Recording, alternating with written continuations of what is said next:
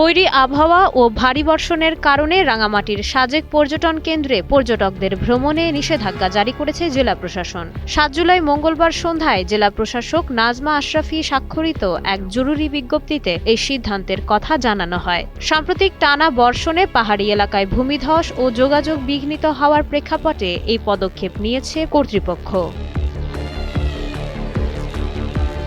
নিরাপত্তার স্বার্থে মঙ্গলবার সন্ধ্যা থেকে পরবর্তী নির্দেশনা না দেওয়া পর্যন্ত এই নিষেধাজ্ঞা কার্যকর থাকবে। এ সময় সাজেক ভ্যালির সকল পর্যটন কেন্দ্র, ঝর্ণা, ট্রেল এবং দুর্গম এলাকায় পর্যটক ও ট্যুর অপারেটরদের প্রবেশ সম্পূর্ণ নিষিদ্ধ করা হয়েছে। পরবর্তী ঘোষণা না আসা পর্যন্ত সাজেকে যে কোনো ধরনের ভ্রমণ বন্ধ রাখতে বলা হয়েছে।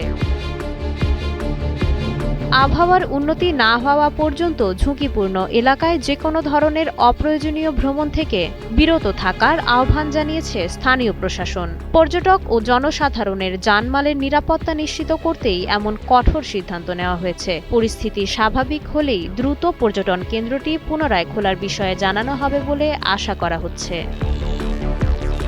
মাইশা মালিহা, সময়ের আলো।